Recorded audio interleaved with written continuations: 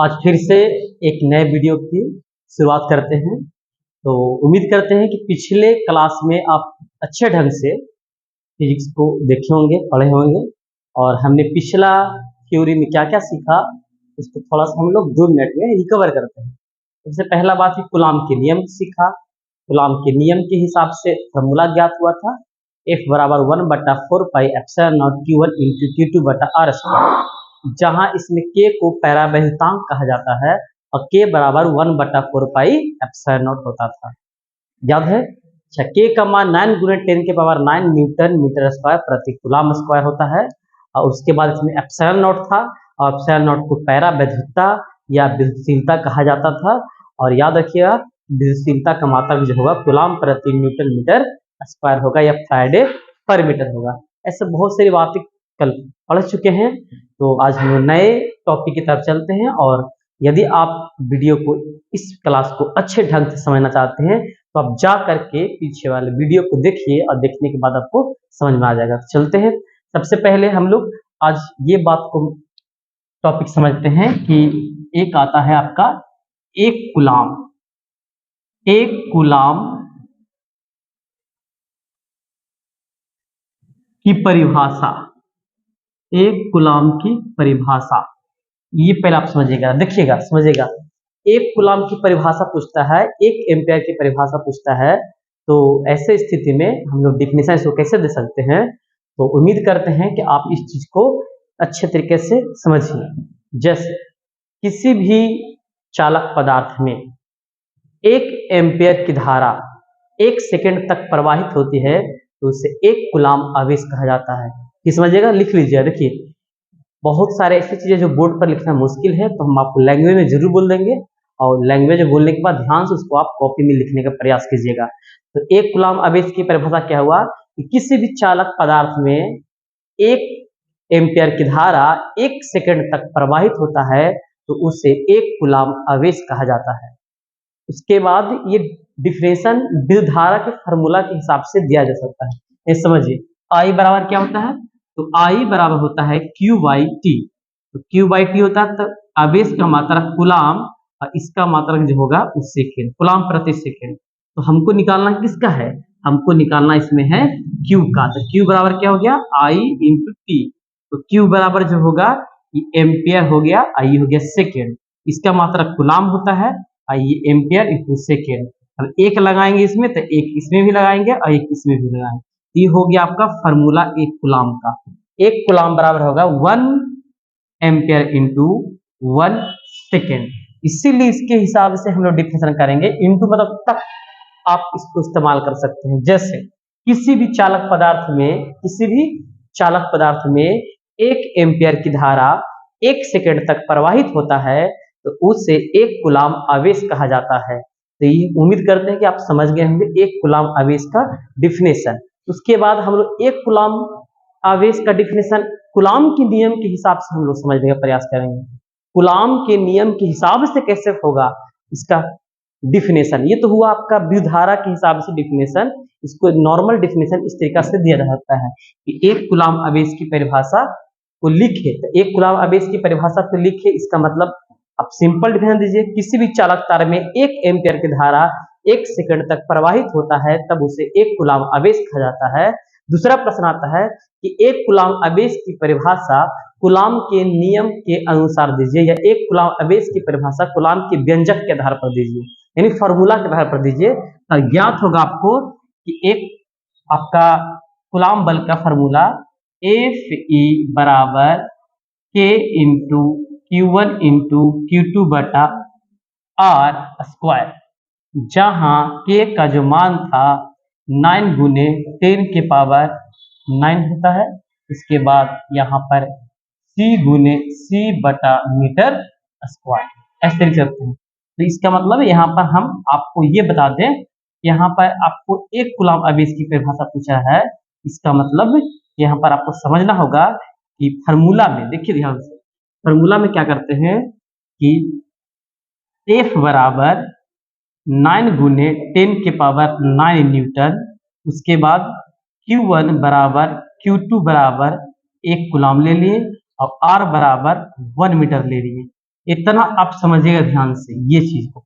F बराबर 9 × 10⁻⁹ Newton, Q1 इतना इतना।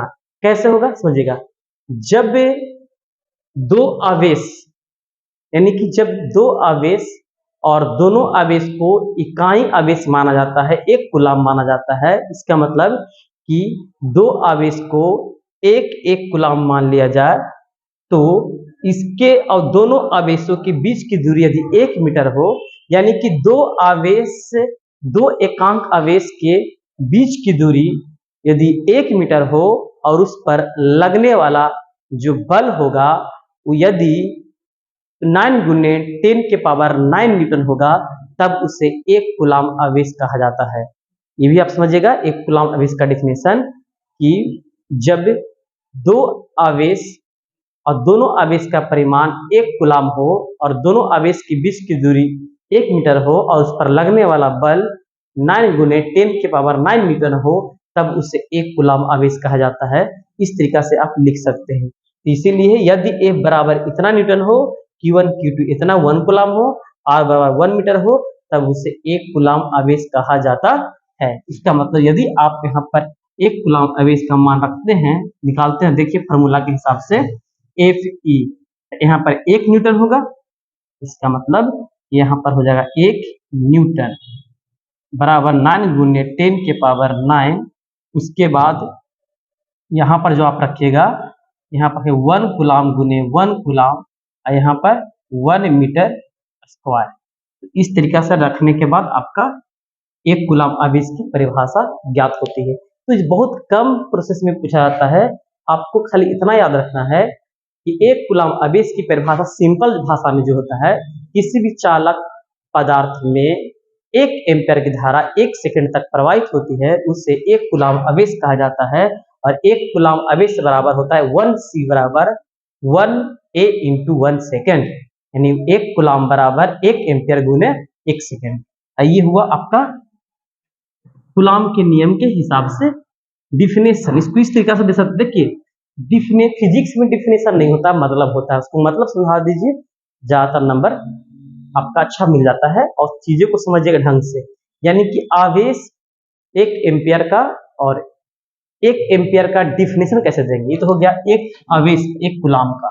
अब 1 एम्पीयर का डिफिनेशन, 1 एम्पीयर की परिभाषा कैसे दे सकते हैं आप। 1 कूलाम का परिभाषा दे दिए, 1 एम्पीयर की परिभाषा देखिएगा, I बराबर क्या होता है Q/T, इसका मात्रक होता है एम्पियर, इसका मतलब कूलाम, इसका मात्रक सेकेंड। अब 1 लगा रहे हैं तो यहाँ पर भी 1 लगा दीजिए, यहाँ पर भी 1 लगा दीजिए। अब ये हो गया इसका फार्मूला। और जबकि 1 कूलाम आवेश का जो फार्मूला होगा 1 एम्पीयर × 1 सेकेंड। अब दोनों में देखिएगा अंतर, ये 1 कूलाम आवेश की परिभाषा है और ये 1 एम्पीयर की परिभाषा है। सिंपल समझिएगा, किसी भी चालक तार में 1 एम्पीयर की धारा 1 सेकेंड तक प्रवाहित होती है, तब उसे 1 कूलाम आवेश कहा जाता है। और इसमें है कि प्रति सेकेंड में किसी भी चालक में यदि 1 कूलाम आवेश प्रवाहित होती है, तब उसे 1 एम्पीयर कहा जाता है। यहाँ तक लगाए हैं, इधर प्रति लगाए हैं, प्रति मैंने बट्टा। किसी भी चालक तार में या किसी भी चालक पदार्थ में 1 सेकेंड में यदि 1 कूलाम आवेश प्रवाहित होता है, तब उसे 1 एम्पीयर कहा जाता है। या भी इसको ये बात आप बोल सकते हैं, 1 एम्पीयर 1 कूलाम जो आवेश बराबर होता है इलेक्ट्रॉन 6.25 × 10⁻18 इलेक्ट्रॉन। हम आपको बता चुके हैं, देखिएगा पिछला वीडियो में। ये हो गया 1 सेकेंड। तो वैसे भी बोल सकते हैं कि किसी भी चालक पदार्थ या तार में 1 सेकेंड में यानी प्रति सेकेंड में 6.25 × 10⁻18 इलेक्ट्रॉन प्रवाहित होती है, तब भी उसे 1 एम्पीयर कहा जाता है। या फिर बोल सकते हैं किसी भी चालक पदार्थ में प्रति सेकंड में या 1 सेकंड में यदि 1 कूलाम आवेश प्रवाहित होता है, तब उसे 1 एम्पीयर कहा जाता है। और 1 कूलाम आवेश जो होगा किसी भी चालक तार में 1 एम्पीयर की धारा 1 सेकंड तक प्रवाहित हो, तब उसे 1 कूलाम आवेश कहा जाता है। ऐसा ऑब्जेक्टिव में भी आता है। तो उम्मीद करते हैं बात को समझ गए होंगे। तो आगे हम लोग चलते हैं अगले कंसेप्ट की तरफ। 1 कूलाम आज अभी जस्ट हमें जाना 1 कूलाम आवेश की परिभाषा सिंपल मेथड से, फार्मूला के हिसाब से और कूलाम के नियम के हिसाब से, 1 एम्पीयर की परिभाषा। अब चलते हम लोग नए टॉपिक की तरफ। नए टॉपिक की तरफ क्या है कि आवेशों के अध्यारोपण का सिद्धांत। जो नया टॉपिक है वो आवेशों के अध्यारोपण का सिद्धांत है। आवेशों के अध्यारोपण का सिद्धांत, यानी आवेशों के निकाय के कारण से उत्पन्न वैद्युत बल, यही हुआ इसका मतलब। आवेशों के अध्यारोपण का सिद्धांत सिंपल समझिएगा। यहाँ पर हम आपको एक डायग्राम बनाते हैं और डायग्राम से समझना होगा किस तरीका से हम इसको लेकर के चल सकते हैं। देखिएगा, मान लेते हैं कि यहाँ पर जो है वो Q1 आवेश रखा गया है और यहाँ पर Q2 आवेश रखा गया है। इसके कारण से ये Q1 हो गया, ये Q2 हो गया, तो इसके बीच का जो डिस्टेंस हो गया वो R1 हो गया और जो बल लग रहा है वो बाहर की तरफ लग रहा है। इसका मतलब यहाँ पर जो हो गया आपका F2 हो गया, Q2 के कारण F2 हो गया। चलिए उसके बाद देखिएगा यहाँ पर जो Q3 रखेंगे और इसके कारण से जो बल उत्पन्न हो रहा है ये F3 हो रहा है, यानी कि F यहाँ पर लिख सकते हैं 1 3 और यहाँ पर लिख सकते हैं F1 2। अगर डिस्टेंस की बात करें तो यहाँ पर लिखें 1 1 2। अच्छा, उसके बाद अगर यहाँ पर बात करें तो Q4 लिया जाए तो यहाँ पर जो आपका बल लगेगा वो आपको लगेगा F1 4 और डिस्टेंस जो हो जाएगा 1 1 4। इस तरीके से अभी इधर यहाँ पर आप डॉट डॉट करके ले लीजिए क्या QN तक गया, तब यहाँ पर जो बल लगेगा F1N, यहाँ पर जो डिस्टेंस होगा R1N। अब आप समझिएगा ध्यान से कि किस तरीका से, इस तरीका से इसको हम बनाए हैं। तो यहाँ पर नहीं लिख करके यहाँ पर डिस्टेंस 1 4। चलिए आप समझिएगा ध्यान से। देखिए क्या है आवेशों के अध्यारोपण का सिद्धांत। तो कह रहा कि जब कोई एक आवेश पर अलग अलग प्रकार के आवेश आता है तो एक मूल आवेश पर कई तरह के आवेश यदि बल लगाता है आकर के, तो उसके कुल परिणामी बल को ही आवेश का अध्यारोपण का सिद्धांत कहा जाता है। मतलब समझिए, कोई एक आवेश है, मान लीजिए ये आवेश है और यहाँ पर एक नया आवेश लेकर के आए, तो दो आवेश हुआ कि नहीं? तो दो आवेश के बीच की दूरी यदि r है तो यहाँ पर कूलाम बल लगेगा कि नहीं? गम लगेगा, कूलाम का नहीं है। वही बात है कि एक मूल आवेश है, इस पर कई तरह के आवेश को हम लेकर के आए हैं, कई तरह के आवेश लेकर के आए हैं, तो इसके द्वारा इस पर बल लगाएगा, इसके द्वारा इस पर बल लगाएगा, इसके द्वारा इस पर बल लगाएगा। तो इस तरीके से जब बल लगेगा तो आखिरी अलग अलग आवेशों के द्वारा लगाया गया बल का योग अकेले इसके बराबर होगा, तो वही होता है अध्यारोपण का सिद्धांत। देखिएगा कि आवेशों के निकाय के कारण से मूल आवेश पर उत्पन्न बलों का योगफल परिणामी बल के बराबर होता है, तब उसे आवेश के अध्यारोपण का सिद्धांत कहा जाता है। देख, ज्यादा इसमें मैथमेटिक्स कैलकुलेशन है, इसको मैथमेटिक्स कैलकुलेशन को समझेंगे अच्छे ढंग से तो समझ में एकदम आ जाएगा। तो इसका मतलब समझ में आ गया होगा। और जहां पर दो आवेश रहेगा वहां पर समझ जाइए कि कूलाम बल लगेगा। दूसरी बात देखिए, हम आपको बताए थे कि कूलाम बल के हिसाब से जो फॉर्मूला होगा F के बराबर 1/4 pi epsilon not Q1 into Q2/r²। देखिए बल है तो बल एक सदिश राशि होता है, तो सदिश राशि होता है तो याद रखिएगा कि बल एक सदिश राशि होता है, तो समझ जाइए कि सदिश पर वेक्टर का चिन्ह होता है। इसका मतलब इसमें केवल अभी परिमाण है, इसमें केवल अभी इसमें क्या है, परिमाण है। और जब बल एक सदिश राशि है तो ये कहा जाता है कि जब कोई राशियां सदिश होती है तो उसके पास परिमाण और दिशा दोनों होते हैं। तो ये एक सदिश राशि है, इसमें केवल परिमाण में लिखे हैं, और जैसे इसको सदिशीय रूप में व्यक्त करना चाहेंगे, माने हमें दिशा तय हो जाए कि किधर की तरफ बल लग रहा है, तो समझ जाइए उसमें दिशा भी इंगित कर रहे हैं, तो एक सदिश राशि है। तो ऐसे स्थिति में यदि आप फार्मूला बोलते हैं तो केवल परिणामी फॉर्मूला है विद्युतीय बल या कूलाम बल। कूलाम बल को विद्युतीय बल कह सकते हैं। तो विद्युतीय बल या कूलाम बल का परिमाण वाले केवल फॉर्मूला है। और यदि बल लगा हुआ है तो बल एक क्या होता है, सदिश राशि होता है। तो बल एक सदिश राशि होता है, तो इसलिए उस पर वेक्टर का चिन्ह लगाएंगे। तो वेक्टर का चिन्ह लगाने के बाद इसमें दिशा तय करना है, और दिशा आप किधर से किधर ले रहे हैं इसमें आपको लिखना होगा। तो ये होगा Q1 इंटू Q2, और यहाँ पर R मान लेते 1 2 का स्क्वायर 1 से 2 की तरफ। अब मान लीजिए कि ये Q1 है और ये Q2 है, तो इसका मतलब कि हम दिशा इस साइड से इस साइड लग रहा है, इसका मतलब हो गया 1 से 2 की तरफ, यानी दिशा तय हो गया। और जैसे दिशा तय हो गया तो इसमें कैप लिया जाता है, R कैप, यहाँ 1 2 लगा देंगे। तो ये हो गया सदिशीय रूप 1 से 2 की तरफ। ये 2 1 लिखते हैं तो 2 से 1 की तरफ।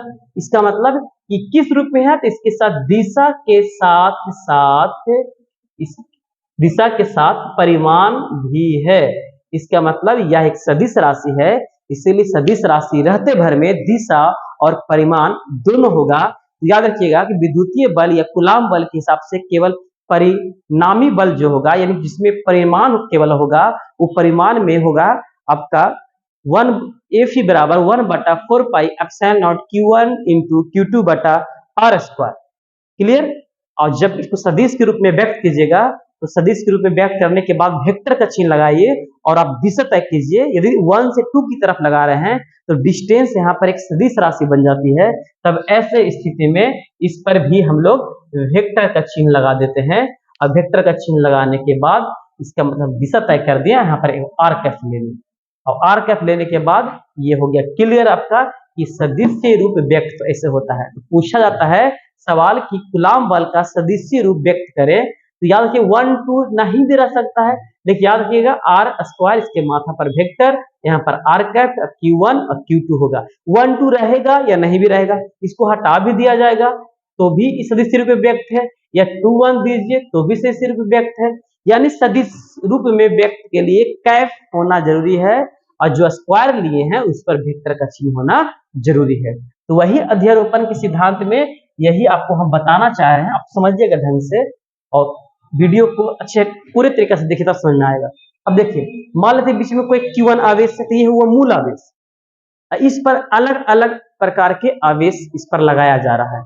तो अलग अलग तो कैसे, देखिए सबसे पहले Q2, तो Q2 के द्वारा Q1 पर जो आवेश बल लगाया जा रहा है तो इसकी दिशा बाहर की तरफ होगा। तो बताइए कि आपका ये 1 2 की दिशा है, यानी 1 2 की दिशा यहाँ पर तो हम 1 2 लिखेंगे।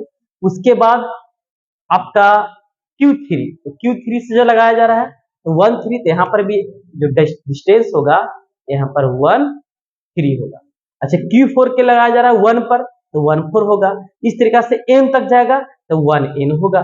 इसका मतलब कि अलग अलग आवेश के द्वारा लगाया जा रहा है। इसका मतलब Q2 1 पर, Q3 भी 1 पर, Q4 भी 1 पर और Qn भी 1 पर। इसका मतलब 1 कॉमन हो जाएगा सब में, यानी 1 यहाँ पर आ गया किसके द्वारा, 2 के द्वारा। 1 है 1 आ गया किसके द्वारा, 3 के द्वारा। अच्छा 1 है 4 के द्वारा, 4 है। 1 है यहाँ पर n के द्वारा। इस तरीका से हमने 4 आवेश लिया और उसके बाद यहाँ पर आपको n डिनोट कर दिया। तब आप यहाँ पर लिखिए कंडीशन कि कूलाम के नियम, यहाँ पर लिखिएगा कि माना कि मूल्य आवेश Q1 पर आवेशों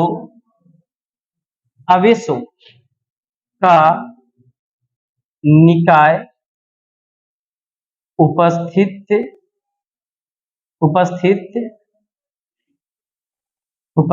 है जो क्रमशः Q2, Q3, Q4 Qn है। क्रमशः इतना है जिसका Q1 से दूरी, क्रमशः इसमें भी लगाएंगे। क्रमशः कौन कौन है, तो Q1 से दूरी हो गया R12, R13 कॉमा R14 और डॉट डॉट R1n है। ये हुआ इसका भाषा। तब कूलाम के नियम के अनुसार, कूलाम के नियम के अनुसार, कूलाम के नियम के अनुसार क्या होगा? जनरली फॉर्मूला जो होता है Fe बराबर 1/4 pi epsilon not Q1 into Q2 बटा R स्क्वायर 1 2 कर देंगे, इस पर कैफ लगा देंगे, यहाँ R कैफ 1 2, इस 1 2 नहीं भी लगा सकते हैं पर जनरली ऐसा हो गया। ये हो गया सदिशीय रूप में। तब कूलाम के नियम के अनुसार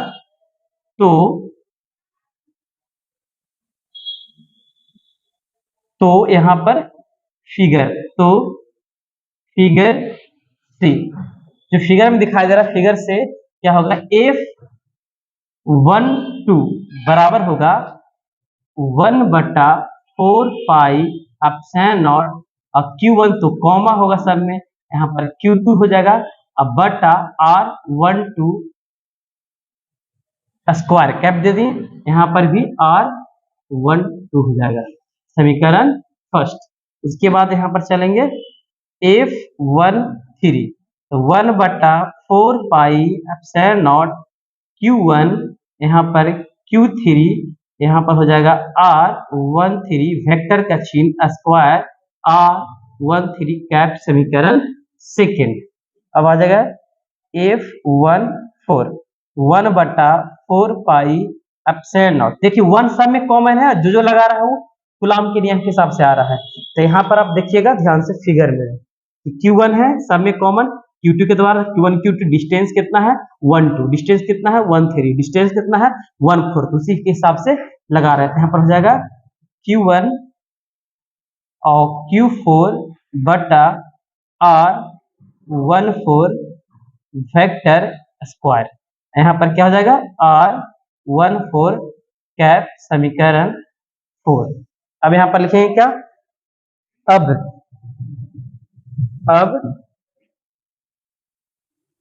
परिणामी विद्युतीय बल F1 है तो आवेशों के अध्यारोपण के सिद्धांत के अनुसार, सिद्धांत के इस तरीका से एक साइड है, सिद्धांत के अनुसार। अब सिद्धांत के अनुसार क्या कहता है कि परिणामी बल F1 है और अलग अलग प्रकार के जो लाए हैं F2 F3 F4, उसका F2 F3 F4 dot dot Fn का योगफल F1 के बराबर होगा, यही है। तो आवेशों के अध्यारोपण के सिद्धांत के अनुसार F1 बराबर F12 plus F13 plus F14 plus F यहाँ पर दे दीजिए डॉट डॉट F1n। तो ऐसे स्थिति में सबका मान रखिए F1 बराबर 1/4 पाई एप्सिलॉन नॉट Q1 गुने Q2 बटा R12 cap square R12 cap plus 1/4 pi epsilon not, यहाँ पर Q1 हो जाएगा तो यहाँ पर क्या हो जाएगा Q3, तो यहाँ पर हो जाएगा R13, यहाँ पर लगा देंगे वेक्टर, यहाँ पर स्क्वायर, यहाँ पर R कैफ, यहाँ पर 13, फिर प्लस 1/4 पाई एप्सिलॉन नॉट, यहाँ पर हो जाएगा Q1 गुना Q4 dot R14 vector square R Kaif 14, फिर प्लस डॉट डॉट डॉट यहाँ पर हो जाएगा 1/4 पाई एप्सिलॉन नॉट Q1 गुने Qn, यहाँ पर Rn vector square Rn Kaif इस तरीका से सबका मान धर देते। कैसे आया, तो यहाँ पर लिखेंगे समीकरण first comma second comma third तथा फोर से रख दिए। इसका मतलब कि सब बल जितना बल निकाले सबको योग कर दिए F1 के बराबर। थोड़ा सा टफ लगेगा, बार बार थोड़ा सा वीडियो देखिएगा, उम्मीद करते हैं कि समझ में आ रहा होगा। ये थोड़ा सा कैलकुलेटिव है, तो यहाँ पर आप देखिएगा ध्यान से। तो यहाँ पर हम लिख सकते हैं, देखिए क्या कॉमन हो रहा है, 1/4 pi epsilon not Q1 common हो रहा है। यहाँ पर लिखिएगा और करके तो बिल्कुल समझ में आएगा। यहाँ पर और F1 बराबर 1/4 पाई एप्सिलॉन नॉट और उसके बाद गुने Q1 कॉमन हो रहा है, बड़ी कोष्ठ ले लेते हैं। बचा कौन कौन, तो बचा यहाँ पर सिंपल Q2 बटा R12 इस तरह से square plus Q3 R13 square cap plus Q4 R14 square. यहाँ पर हो जाएगा आपका, इससे बता दीजिए, यहाँ पर जो हो जाएगा आपका ये R कैप 14। उसके बाद फिर यहाँ पर लेंगे dot dot plus QN R1N cap square R1N cap. इस तरीके से आपको लिया गया। फिर देखिएगा ध्यान से कि इसको आप स्क्रीनशॉट लेना चाहे तो ले सकते हैं आराम से। इसके बाद इसको हम मिटा देते हैं।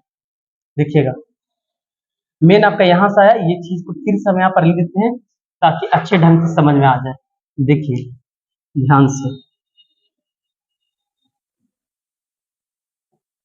यही चीज को देखिए, F1 कॉमन क्या हो गया था, Q1/4 पाई एप्सिलॉन नॉट और बड़ी कोष्ठ बच क्या आएगा, तो यहाँ पर बचे Q2/R12 vector square plus Q3R13 और यहाँ वेक्टर स्क्वायर प्लस Q4 यहाँ पर हो गया था R14 वेक्टर स्क्वायर यहाँ प्लस QN यहाँ भी मिटा देते हैं। तो यहाँ पर देखिएगा QN/RN vector square RN cap. इस तरीके से कॉमन लिया गया। अब देखिए इसको हम किस तरीके से लिख सकते हैं, देखिए इसको हम लिख सकते हैं ऐसा, F1 क्या इसको हम K कर सकते हैं 1/4 pi epsilon not into Q1 और यहाँ पर इसको समेशन का चिन्ह दे देते हैं। समेशन मतलब सब ऐड हो रहा है, तो सब ऐड हो रहा है, तो ऐसी स्थिति में यहाँ पर Q जो बदल रहा है, देखिए 2 3 4 N, यहाँ पर है 2 3 4 N, यानी इससे बढ़ते जा रहा है, जो बदल रहा है उसको आप मान लीजिए QI और यहाँ पर R, अब यहाँ पर हो जाएगा आपका 1I क्योंकि I है ना 1 2 बदलते जा रहा है, और यहाँ पर फिर R कैप 1I मान लीजिए। उसके बाद यहाँ पर I मान लीजिए, I कहाँ से चालू हुआ 2 3 4 डॉट डॉट, मैक्सिमम कहाँ तक जा रहा है, N तक जा रहा है। तो इस तरीका से आपका आवेश के अध्यारोपण का सिद्धांत हुआ। समझिए कैसे, देखिए 2 3 4 इस तरीके से जा रहा है N तक, तो जो बदल रहा है यहाँ पर I मान लिए, तो I यहाँ पर 2 से स्टार्ट हुआ, तो देखिए यहाँ पर भी आई, यहाँ पर देखिए 2 3 4 N, इसके बाद 2 3 4 N है, तो यहाँ पर भी I मान लेंगे। बदल कौन रहेगा, 1 1 1 नहीं बदल रहा है, इसलिए 1 यहाँ पर रहेगा। इस तरीके से जा रहा है, कहाँ से जा रहा है 2 3 4 से, इस तरीके से जा रहा है। तो आवेश के अध्यारोपण का सिद्धांत है, उम्मीद करते हैं कि समझ में आ गया होगा कि किस तरीके से होता है। तो ये है फार्मूला डेरिवेशन आवेश के अध्यारोपण के सिद्धांत का।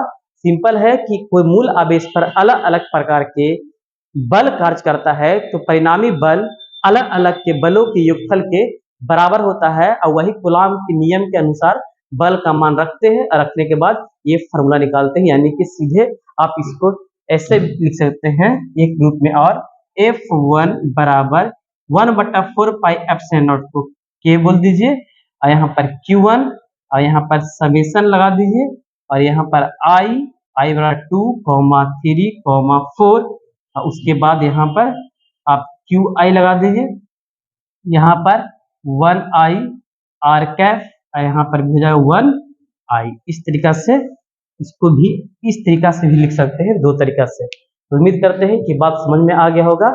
तो आज जो क्लास है थोड़ा सा टफ क्लास रहा है, लेकिन धीरे धीरे आपको समझ में आएगा, तो आगे नए सीरीज की तरफ चलेंगे, तो कुछ बातें भी आपको समझ में आ गई होंगी। तो एक चीज और समझ लीजिए, एक ऑब्जेक्टिव कि एक आता है FG और FE का जो अनुपात होगा वो 10 के पावर -43 होगा। याद रखिएगा, क्योंकि ये पूछता है रेशियो, यानी कि गुरुत्वाकर्षण बल और स्थिर वैद्युतिक बल का अनुपात जो होगा 10 के पावर -43 होगा। इस तरीके से याद रखिएगा। कब?